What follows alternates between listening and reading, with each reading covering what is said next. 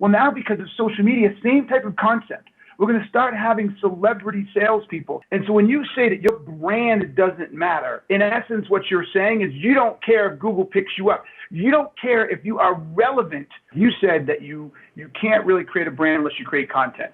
I'm not entirely agree with that. Hello, Sales Nation. I am your host, Will Barron, and welcome to another episode of the Salesman Podcast.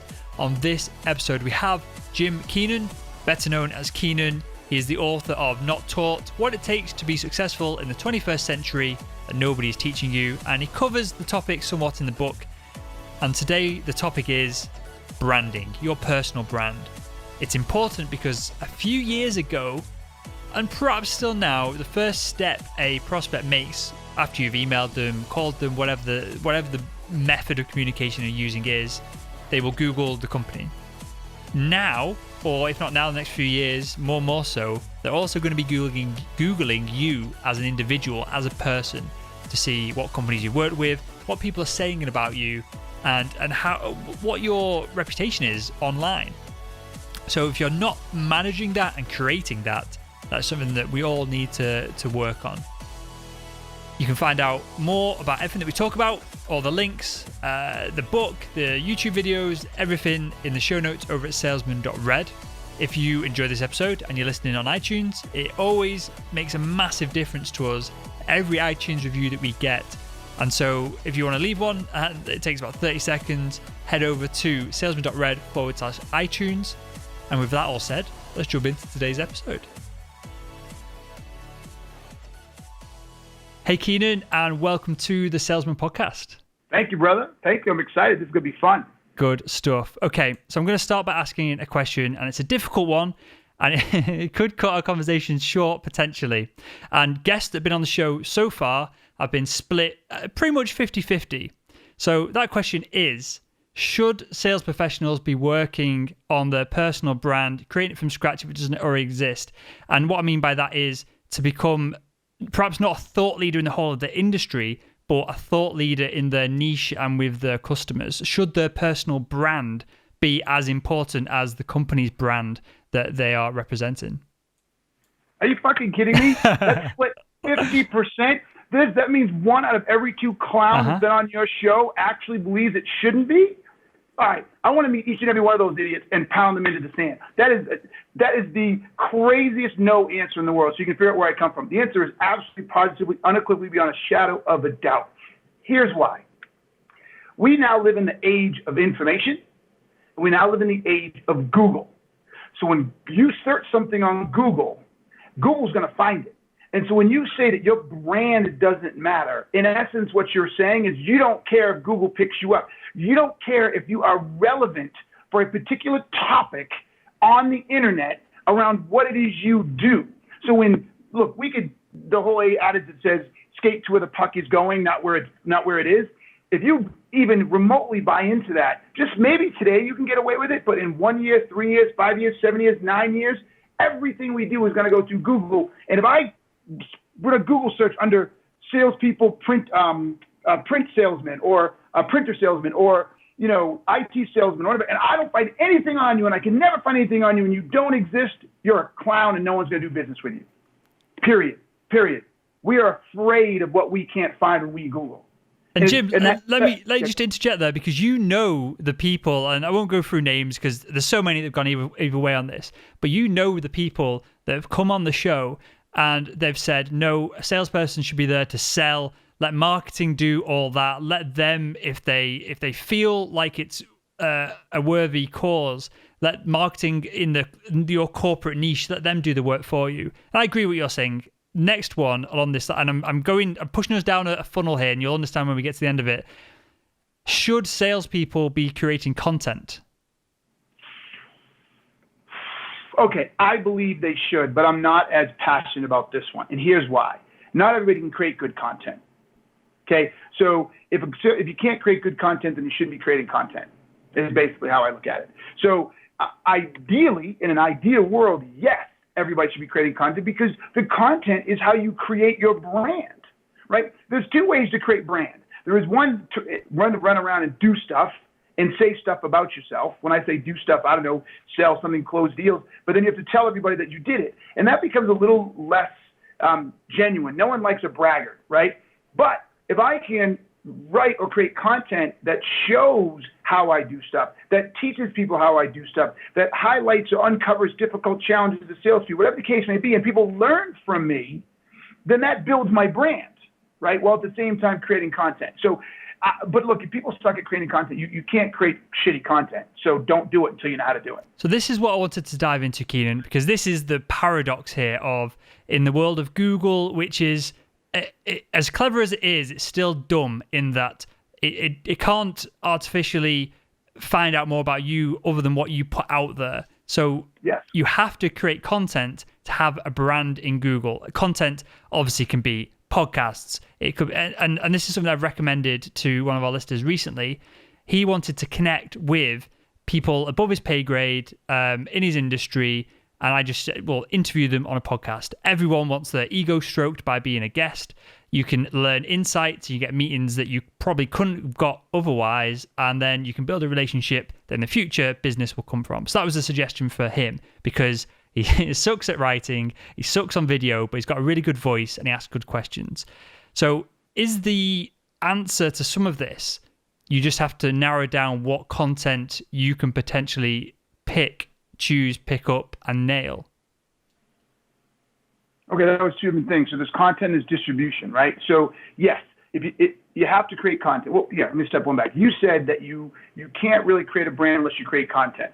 I'm not entirely agree with that because if I don't create any content, particularly in sales and LinkedIn, I can go on LinkedIn and I can share other people's stuff. So I can curate content and create a brand big time, right? I mean, you've used curation. Well, I guess you've created that content, but it's a combination of the two. But Instagram is a great way, and you're curating other photos and stuff and adding your piece on top of it. So sort of like a meld. But I think you can curate content. I think you can engage with people by following them, sharing their stuff, giving your 2 cents in their comments about the stuff they say. So I think you can do it to a certain degree. I don't think you become a thought leader that way, but you can absolutely build a brand and you can get on people's radar.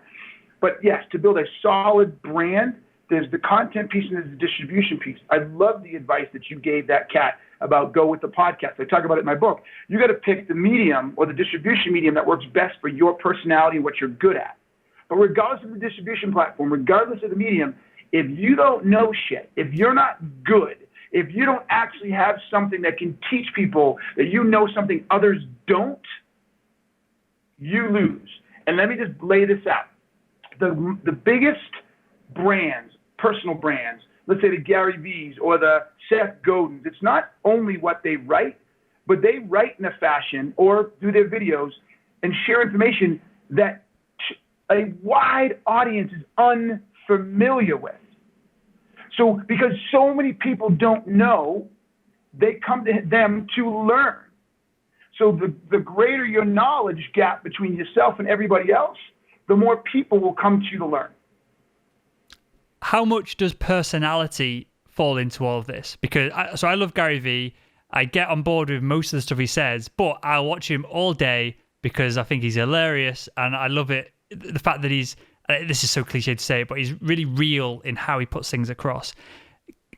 And going slightly off content and that side of things, is it more important to have the knowledge or is it more important to be yourself? Because I buy into, Casey Neistat as another example, I buy into him and his content because I like him. I feel like we could go to the pub and have a pint and have a great laugh.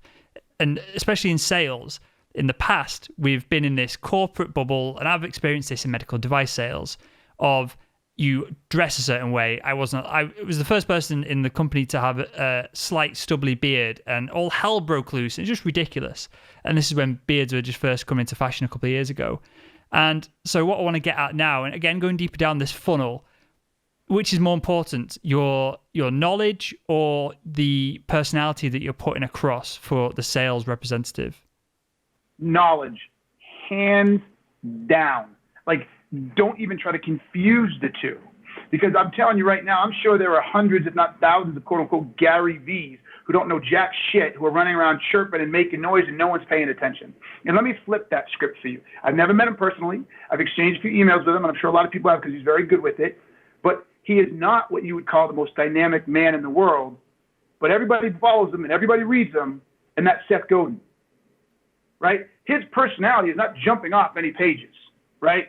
I mean, but his writing is phenomenal. His knowledge is phenomenal. His books are unbelievable. His insight is bar none. If you think about his brain and how it breaks down things, you can't help but like, whoa, I didn't see that. I didn't look at it that way. So he carries the day with his knowledge, 100%. So yes. But the second part you said I thought was interesting too, and he said, you got to be yourself. So yes, does personality matter? Yeah, in some cases. But people think Gary is a braggart, thinks he's obnoxious. For every person that loves him, there's another person that can't stand him, right? For every person that doesn't think Seth is exciting enough, another person loves him because he's not that way. So you can't play to the people that aren't going to like you. And is that something you should aim for? Should you try and split your audience? No, just be you. Just be you. Like I am just me. And people, if you don't like it, fine. It's the internet. There's millions of other people you can follow. I could give a shit. But what I do is I say what I'm going to focus on is not whether or not you like me and my red plaid shirts or the fact that I, talk really fast or I yell at people when I try to tell them to do shit. Is I spend all my time reading, learning, growing, acquiring knowledge, paying attention to insights, so that when I do say something, you may not like who I am, you may not like the package, but you can't argue with what I say. Very few people argue with what I say. Okay, going further down into this rabbit hole, again, another question I want to throw at you, and again, it all will make more sense shortly. Which is most important, to have the attention of, through your personal brand, yes or no to content, but to have the attention of more people in your market, or to have a deeper level of attention with fewer people? Okay, that's a depends question, right? So it depends on what the objective of your brand is.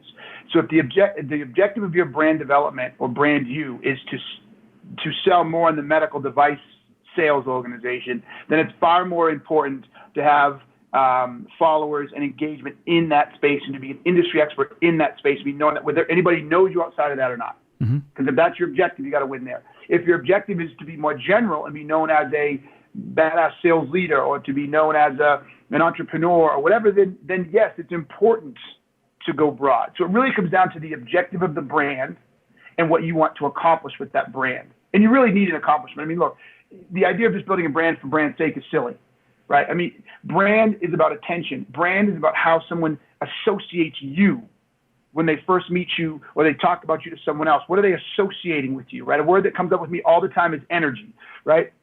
So you got to make sure that you are funneling that towards something, right? Just to have a brand for no reason doesn't really help you. Well, you've nailed it here. So this is what I wanted to come to. So the objective was the best way to describe this. So there is thousands and thousands of B2B salespeople listening to this right now in the car or at the gym on the treadmill going, it sounds good, this, but where do I start? And I'm betting you would suggest that the objective is the best place to start. How do you go about this though? Because what we've talked about is all intangible. It's all, self-help's the wrong word. I don't know how to describe it, but it's all things that sound great. And I want to put a real practical spin on it. So people leave this episode and they go, okay, I know what I want to achieve. I know where I want to go with it. And I think the first place to start is, should they be a brand that represents the company they're working for in their sales role? Or should they be brand you? Should they start right now and be that individual, and that brand will go with them from company to company to company? Because some companies won't like you doing this. Is it a case you just got the balls and man up and just do that anyway? It's brand you 100%. Don't you ever build a brand for a company, because I promise you that if the economy gets difficult, or if you piss off the wrong person, or if a new management comes in and for whatever reason you're not there anymore, they're not going to give you that brand to take with you. Okay, so no, don't you dare. Okay, you work for them, but you own your own brand, and nobody can take that from you. So don't. I remember there was a gentleman that was hitting me up on Twitter under his company name, and I was like, why are you doing that? That makes no sense to me. And I had a conversation with him. He switched over. He's like, oh my God, best thing I ever did was switch over. Now people know who he is. He is so-and-so with this company, not just this company, right? So that's the first thing. I think the second thing you said is where do people start? How do we make this practical? Look, You have to have a goal. And I'll tell you how I started. In 2000, the quick story is my career went really fast. Like I went from bartending and modeling in South Beach, Miami, to working at the Chamber of Commerce, to working for an IT consulting firm, to almost becoming a general manager for a branch, then becoming vice president of sales for a $300 million line of business at a $1 billion publicly traded company in 3 years. I mean, it flew. And so what happened was, as my career progressed, if I wanted to compete with other people for the same level of job I was in, from a resume perspective, I couldn't do it, right? They're like, this guy 20 years experience, right? And then this other guy, 4 years experience. I don't believe him. What do I do with this? Like, I couldn't compete, right? So I said, okay, I'm going to start blogging. And this is in 2009. And I said, I'm going to blog every single day, and I'm going to talk about the challenges and issues and unique elements of being a sales leader, building sales team, running sales team, growing sales teams. I'm going to talk about all of that. And the simple objective was, the next time, if I ever need to go get a job, fuck my resume. I have 100, 500, 1,000 posts that talk about how good I am, and hopefully 1,000 followers who all I have to do is write and say, hey, you know what? I'm thinking about switching jobs, and they've been following me, and they would give me, they would help me out. That was the thought. That was the objective. 2 years into it, I'm getting so much attention, so many people talking to me, so many people reaching out, that I left my job and I started the consulting practice. And so it's been 5-6 years since I've been on my own team. So start with a very clear objective and live to it. Do you see sales changing in such a way that reporters and newspapers and news outlets changed, in that it started off that you would work for the newspaper and you'd be doing X, Y, Z, and your name would be a tiny little box at the bottom of the article, and no one really cared who wrote it, but the piece was good, and you buy that newspaper because the pieces were good within it. Twitter came along, and news reporters then had, and writers is probably a better way to describe them, had leverage then of, they had 200,000 followers, and they could either throw their followers at the articles they've written in the paper or their own blogs, articles, and that kind of thing. So they became individuals. They probably, a lot of them went freelance, went through multiple different organizations, and because the newspapers wanted to hold them back and keep them in this little corporate bubble. Do you feel sales is going to go that way, from everything we talked about of personalities, from producing content, from your knowledge being separate to that of the company once you've built a personal brand? Do you feel like there will be perhaps less salespeople, but they will be those mini thought leaders within the industry, and there'll be less salespeople that fall into sales and kind of just plod along with it? No, actually, no. And a lot of people arguing there'll be less and less salespeople because of automation and blah, blah, blah. I mean, I think that some areas that may be true, but generally speaking, no. I think the demand for salespeople is always going to be high, as long as you have something you need to buy that the customer doesn't really necessarily understand, and as long as you want to grow your business. Because one of the assumptions of this idea that we're going to have less and less salespeople is the idea that we're going to be demand reaction all the time. I, as a consumer, as a company, want to buy something, I go do it when I know I want to do it, and I go buy it from you. I don't need a salesperson anymore. Well, most of sales is done through demand creation. You called me up. I didn't know, I realized I didn't know existed. You got my attention. You addressed an issue, and now I buy something I had no plan of buying in the beginning. So that's not going to change. Now, what I believe is going to change is, and this isn't just for sales, okay? This is looking out there. You use the example of the newspapers, and no one cared who wrote the article, right? Well, I can also say the same thing about companies. Most people didn't have any clue who XYZ CEO was of these companies back in the day, right? There was no such thing as a celebrity CEO.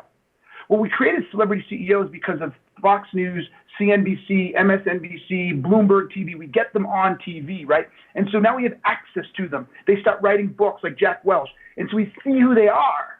And so now these CEOs build brands for themselves, right? And they did this in the 80s, 90s, and early 2000s. So they went first, build brands for themselves. So now you had these celebrity CEOs who could go anywhere they wanted. Well, now because of social media, same type of concept. We're going to start having celebrity salespeople. We're going to start having celebrity accountants. Maybe it'll be the last one, the last. But we're going to start having celebrity people in their jobs because we go to the web to learn to do our job.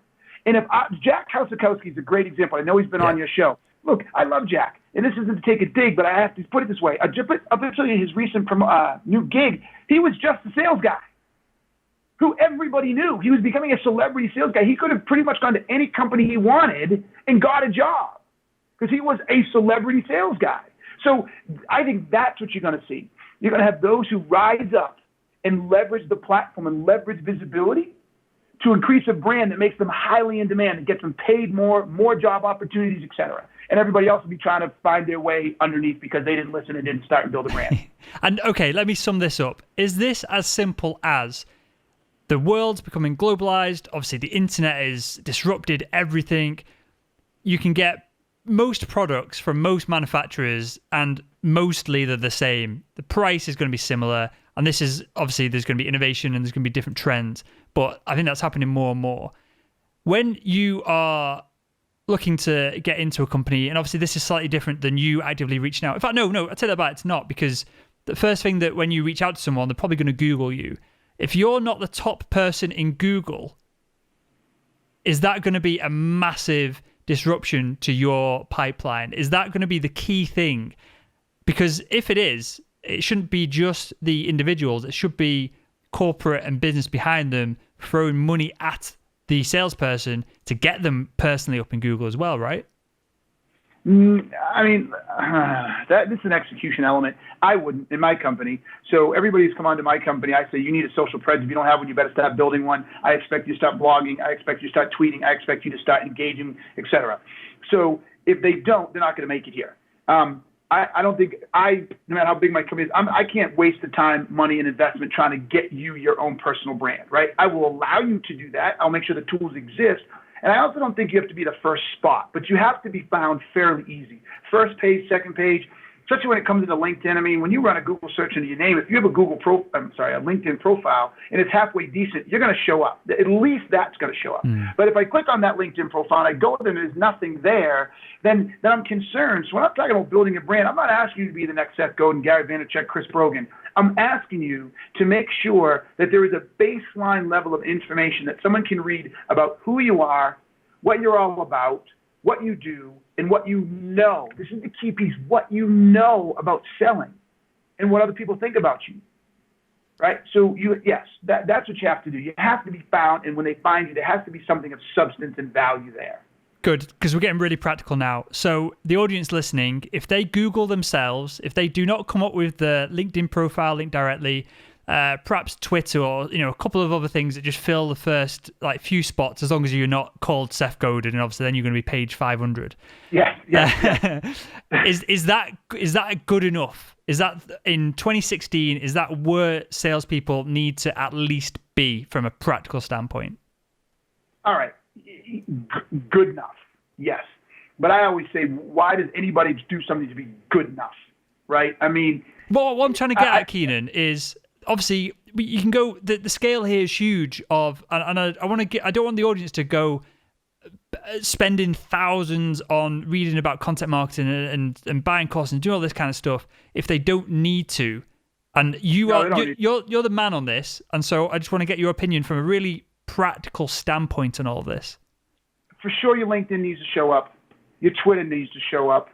And if those two, I guess, I can live with those two. I mean, if you don't have a Facebook page, you probably don't, that's fine. At least those two. And if that's all you're going to have, and when someone goes to LinkedIn, when they click it, they damn well better find more than just 200 followers and a resume type page, right? Look, it doesn't cost any money. Do one Pulse article a month. Just do one a month. Okay? Make it good. Share with all your friends and get some traction on that. Just do that. So now they're not only finding your LinkedIn profile, but they're actually finding information on what you believe or how you do your job or how you view your industry or whatever. So yes, bare minimum, if you have nothing, start there. Good man. Okay, Keenan, before we jump onto your book, I've got a couple of questions to ask everyone that comes on the show. So we'll run through a couple of these. First one, who is the world's greatest salesperson? Me. I will sell the shit out of anybody. I will sell the shit out of anybody. Yeah, no question about it. No, yeah.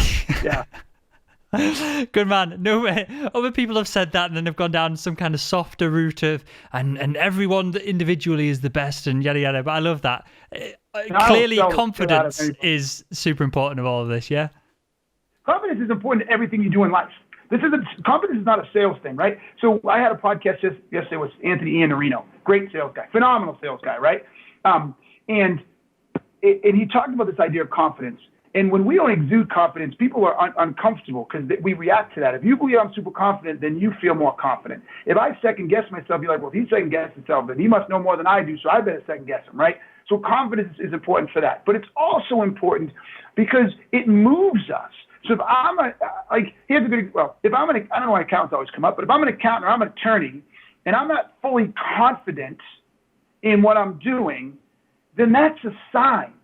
People, so everybody listen here and listen good. The lack of confidence is a sign that you should be doing more and learning more. Now, with all of that said, there's a study out there by David Dunning that says the less we know, the more confident we are. And so we have a tendency to overestimate our skills and our abilities. It's called the Dunning-Kruger Effect. Go look it up. And the best way to ascertain whether or not you suffer from it is how long have you been doing something and how much have you grown doing it. And if it hasn't been very long or you've been doing it a long time and you haven't grown a whole lot, you probably suffer from it. So yes, but confidence at the end of the day, it's critical to everything. Good stuff. Next one, and I don't want no bullshit answer from this. I want you to get real deep with it because I usually have to ask about 4 questions to get lower and lower into like the person's mindset. But what motivates you to close more deals? You honestly think I would bullshit? After all of this, you think I'd come up with a bullshit answer now? Come on, you're silly. What motivates me to get more sales? Fear of failure, fear of rejection. A lot of it's fear of failure. Like if I can't get more sales, then is that a reflection of me? Am I really not that good? Am I suffering from the Dunning-Kruger effect? I think I'm the best salesman in the world, but I can't get more sales, so I must suck. Yeah, most of the 2 things that have driven me most from a selling perspective is fear and competition, and they play off each other, right? So opposite sides of the same coin. So when I have fear, am I not good? I flip around. So I'm going to kick his ass or her ass and do better than them and see I am good. So a lot of it is, driven by sense of self or fear, sense of self. And why then, Keenan, most people, especially they come on the show or people who write self-help books and this kind of thing, they're all about getting rid of or diminishing fear of rejection or fear of failure. Why are you using it as a tool as opposed to trying to diminish it? Well, when they talk about fear of rejection, they're usually talking about cold calling and stuff like that. I don't fear that type of rejection. I'm talking about fear at a sort of a much more macro level, right? A sense of who I am, right? Or fear of failure in developing the life that I want to lead. I understand that if I can close this deal, it could generate this amount of money or connect me with these type of people or create this opportunity, and that opportunity then can create this, and it helps me achieve the life that I want to lead. So it's not just failure in the moment, it's failure at a macro point, because you asked more sales, not a sale, right? So I want to close more sales because I have this goal in life, this place that I want my life to look like and do that's constantly growing and shifting. And if I can't close the sale, then I can't get that life. And I can't get to that life. My assumption is, right, wrong, or indifferent, is I'll be unhappy. And I don't want to be unhappy. So that's what drives it, not fear in the moment, fear at the macro level. Good stuff. Final one from me, Keenan. If you could go back in time and speak to your younger self, what's the one piece of advice you'd give him to help him become better at sales? Nothing. People ask me this a lot, and I really want to find some, but nothing. Nothing. Seriously? Other than a lottery result, there's got to be something. So you should go back and tell myself, I learned everything about selling at the pace I should have learned it. And what's interesting is I learned to sell at an extremely young age, not necessarily to sell product, to make money, but what I learned was to sell to influence. I was somewhat of a control freak. I was a super big personality. I was a kid in the neighborhood that was always trying to get every kid to do what I wanted them to do, right? So if I say, hey, let's go to the pond and go fishing, and everybody else wanted to play kickball, I didn't want to play kickball. I had to figure out how to get them out to the lake. So I started that at probably like 6. So by the time I got to 25, 26, 27, I was selling. I was already executing all of the real fundamental selling skills. I just didn't know what they were called. So if I would go back at 27, I would say, Jim, what you're doing right there, that's called consultative selling. What you're doing right there, you're leveraging empathy. What you're doing right there is you're creating a value proposition. But I was doing it all big time. I just didn't know what it was called. So not to pat myself on the back, it's just a fact. Like how I remember I had my first boss look at me, he goes, where did you learn that? I go, learn what? He goes, you have a consultative selling approach I've seen like people in the industry for 10 years have. Where'd you learn that? And I just, well, I got to understand why he's interested and help him see how I can get him there before I can sell him. Because I had learned as a kid that if you just say, we need to go to the lake because I want it, or it's going to be fun, and his reason he can't go to the lake is his mom won't let him go that far away. It doesn't matter that I said it's fun. Do you see what I'm saying? So, I learned that really young. As a kid, if you were demanding and you wanted all this, so you had to learn these techniques, are you saying then that, and again, this is split between, and a good way to wrap up the show, but this is split between people that come on the show 50-50 pretty much. Are some people just more suited to sales naturally, whether it's their DNA, whether it's their upbringing, whatever it is, than others? Or can all of this be learned? Okay, two-part questions. So the answer is yes, right? Some people absolutely are born with a propensity to sell, or their natural environment. So I don't know that I was born with a propensity to sell. I was born a certain way and realized that my personality, selling, became a tool to help me get what I wanted. So I wasn't born with that. I learned it that was a nurture environment, right? So I learned it. I just learned it young based on who I was as a person.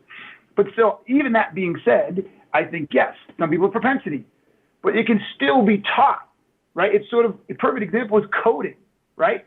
Some people are just going to have a propensity to code and they can be 10 times better coders, but you can teach someone else to code. And if they put the time in, they can be a good coder. No question about it. So sales is the same way. It's yes to both of those. Good man. Keenan, tell us a little bit about your new book. And I also want you to tell us a little bit about Hey Keenan, because I'm really enjoying that you're putting out on YouTube as well. Oh my gosh. We'll start with Hey Keenan. I'm glad you're liking it because we're considering not going on with it. We haven't put out one in a while.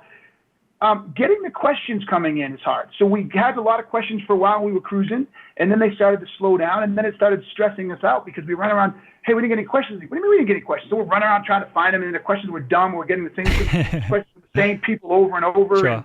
And so it was an execution issue. So we may shift it to something called Spaz Out, where I basically take issues and topics. You can either ask a question or I'm paying attention to issues and topics, and I go on a 1 to 3 minute rant, like full on rip your face off rant. I did one the other day about people who choose their job but don't choose to be good at it. I'm like, 80% of our society does that. We choose a fucking job and then choose not to be great at it, and then are confused why we don't get going anywhere in life. If you choose to be great. They go hand in hand. So I go off on that one. As far as my book is concerned, here it is, Not Taught: What It Takes to Be Successful in the 21st Century. It's a phenomenal book for anybody who wants to understand how to blow it up in today's world. We've moved from the industrial age to the information age. And what it took to be successful, like you talked about, in the newspaper industry back in the days, right? When our parents were growing up, and what my parents taught me, because I'm 48, I started in that industrial age and had to shift to the information age. No one's teaching us that. You're doing it here, but most salespeople are only listening half in, ear, one out the other. There are a whole bunch of other things besides brand you. And so this book was written to help people understand how the landscape has changed, and if they want to be successful, what they should be doing now and not doing what they were doing in the past. Amazing stuff. Just share your website URL as well. Salesguy.com. Good man. Keenan, genuinely, thanks for your insights, your energy today, and thank you for joining us on the Salesman Podcast. Come on, man. I was on it. I was thrilled when I knew I had a chance. I was like, boom, I'm going to be on my boy Red. Yes. And there we have it. Keenan, thank you for coming on the show. Massively appreciate it. You're welcome back on any time. There's a whole bunch of things that I think we can dive into, and I just really enjoy his energy. Thank you, Sales Nation, for tuning in, as always. And with that, I will speak with you all again tomorrow.